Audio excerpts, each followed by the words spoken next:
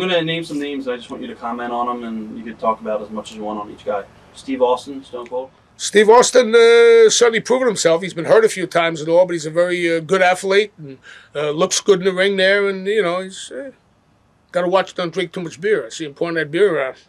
Ray Stevens.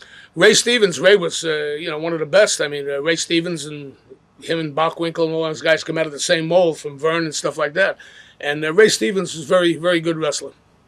Big John Studd. Big John Studd was a legend. The guy stood 6'10", weighed over 300 pounds. It's a shame the guy got sick. He got, I think, like a Lou Gehrig's disease or something like that. He just wasted away to nothing, and he passed away. But John was a very good big man. Okay, he wasn't a scientific wrestler, just a good, big, strong guy. Ken Patera. Ken Patera, superhuman strength. He came in second to Vassilis Alexis in the Olympics. Ken cleaned and pressed 506 pounds. Now, I'm not talking bench press. I'm talking about bringing it to here and pressing it up. He lost by, I think, 12 pounds to Alexis, who was a legend. Ken came in second. Ken Patera, he has a gym now, I hear, out in the Midwest. Haven't seen Kenny in a long time. In fact, that's another guy I managed, and I forgot. But Kenny was a very powerful, perhaps the most powerful wrestler as far as weightlifting and everything else. Dick Murdoch. Dick Murdoch? Yeah, Dick Murdoch, he was a wild man, Dusty Rhodes and Dick Murdoch and all. They came out from Charlotte area. And Dusty was funny, I'm the plumber's son. My name is Dusty Rhodes, with that little lisp. And Dick and him were good friends, and they came out. They did very well. Tito Santana. Tito Santana is a very articulate guy, lives in Jersey. He's a school teacher. His wife has a hair shop. She bought a hair business. Tito did some appearances with me. Okay, in fact, he was at Burt Young's restaurant. And Tito does very well. He saved his money. He's got the good school teacher's job. I don't know what he teaches, a high school teacher. And his kids are big. And Tito's a real good guy. He was a very good athlete. Bobby Heenan. Bobby the Brain. Bobby the Brain is a very good talker, and Bobby was a good worker too. Basically, his mouth is the thing that gets Bobby going. Bobby was a kind of guy he had you to, if you really followed everything in wrestling, he get you to really hate him. He had that way about him of really rubbing you the wrong way. But Bobby did a good job. Ivan Putski. Ivan was always a Polish power, okay? His son, Scott Putski, is a good wrestler. Ivan is down in Texas somewhere. Somebody told me he's into real estate. When he came into Polish power, he would exaggerate a little bit. Ivan would tell you he could bench press 700 pounds. You'd put 400 pounds on the bench, and he was a strong guy, don't get me wrong. But listen to him, and you'd think he could lift the Empire State Building. But Ivan wasn't a big guy. I mean, he was well-built, but he only stood about maybe 5'8", 5'7", and powerful ass. His son Scott's a good wrestler, too.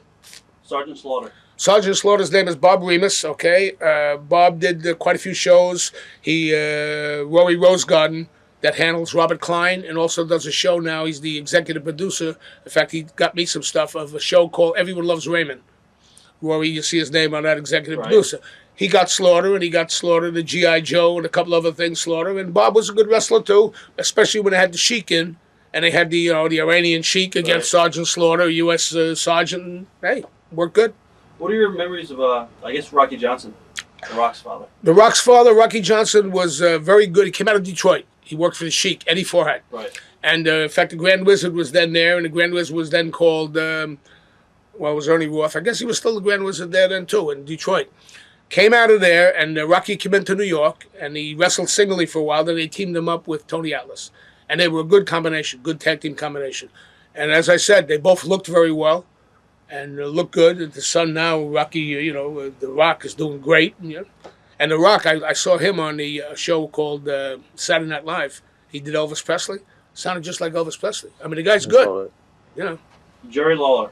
Jerry the King. Jerry Lawler's in there commentating, doing a very good job. He's from that Southern connection down there in Nashville, which they stick together. I'll tell you another guy that's very good, but they don't seem to want to use him. I think he's too good. Is Honky Tonk Man. They just had him in Honky Tonk Man, they're not too crazy, I don't think, about using. He's a very good speaker. He'd come out, I can play the guitar. The guy couldn't play one note. But, he's actually a cousin of Jerry Lawler. Right. Those guys. So, I don't know, maybe they don't want him around. I'm not saying that that's true, but he's very good. They should be using him. I think he's that good. Adrian Adonis. Adrian Adonis got killed in a car accident, okay? Adrian Adonis didn't look the part. I mean, he looked like a guy that was not great shape. Very tough son of a gun. Very tough. He was teamed up with Jesse the Body Ventura. Right. Yeah? Cowboy Bob Orton. Cowboy Bob Orton's another very tough son of a gun. I just talked to his father, okay? Bob Orton Sr. He's in Vegas. He's like a greeter. He takes people into a casino. Right. He said, when are you going to come out? Because I saw him about a year ago out in Vegas. And in fact, we were at the Mirage together. And his son, Bob Orton Jr., is a very good athlete. Very, tough guy. He was here with his good friend Roddy Piper, and he did very well. Do you do cauliflower alleys at all? Are you Yeah, involved with that? yeah. They put me in the Cauliflower the Hall of Fame. Right. Just like Vince put me in his with, we did it, who was out there then? It was a couple of years ago when they had like a Hall of Fame thing and they put me in. It was out by the Newark Airport. Okay. We did. Pedro Morales. Pedro Morales. Hot-blooded, hot-headed, good guy, but very hot-headed. I do it my way, amigo. He would, Pedro Commit. He was a champion. He drew money. He did very well. And he came from an island called Snake Island, which is Culebra. It's off the coast of Puerto Rico. And years ago, we used to wrestle in Puerto Rico. We'd go down there, and at that time, it was... Gorilla Monsoon ran it. Gorilla Monsoon, Bob Morella was his name. Gorilla Monsoon was, again, another great amateur wrestler. I was going to ask you about him. Well, okay, I'll tell you later about Gorilla. But when we go down to Puerto Rico in those days, we'd go down there, we'd stay in the Normandy Hotel, okay, or the Tanamar. They treated us well. I forgot what the payoffs then were, like $300-400, but in them days for the week, it was, a lot of money. And again, the food was good, the paella was good, the rum was good. We had a good time. You had Victor Vera. No, Victor wasn't around then. It was just before Victor's time. In fact, it was before Pedro's time. They started right after that. But who was the fellow down there? Oh, Miguel Perez. That was Argentina Rocket's partner. Was down there. I think he's doing security now in the casinos. They got casinos down there. When we were down there, he actually was managing. A couple months ago. Just all right. Carlos Colon. I guess he's still involved down there, Carlos Colon. But I helped him start in over here when he was over here. Really? Bruiser Brody. Bruiser Brody, a good guy. Poor guy got stabbed and, this and that there. And I don't know whatever happened, an argument or whatever. But he was a big, rugged son of a gun. It's a shame to lose a guy that way. Ric Flair. Ric Flair, 13, 14-time champion.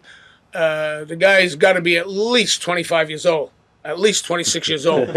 And Rick is still going in there, and he still takes his fall. He still goes up in the corner, off the thing, down on the floor. I mean, Rick's a hard worker. Whatever they got him now, commissioner, whatever he does. Rick is very good. He was in our picture Body Slam with Bruno and them sitting out in the crowd. Right, I remember that. Harley Race. Harley Race, again, another good athlete. Very good athlete. These guys were all from the same mold. Harley's basically from Vern Gagne. Vern was a very good wrestler. Greg and Vern and those guys. I mean, they were terrific athletes. He had a lot of good ones. Patterson and Ray Stevens were a team in California, but they basically came out of Vern and that. Right. What can you tell us about George Animal Steele? What was he like outside the ring? George Steele was a teacher. He coached football, and he also was a good amateur wrestler, okay? His name is Jim Myers. George would put a claret in his mouth and have a green tongue. Right. How the heck he would bite those turnbuckles, I don't know, because I tried it once and I broke 2 teeth off. I almost got killed, just kidding. And George still makes appearances here and there. Occasionally he came in for the WWF. I saw him about 6 months ago, stopped in for a shot or so.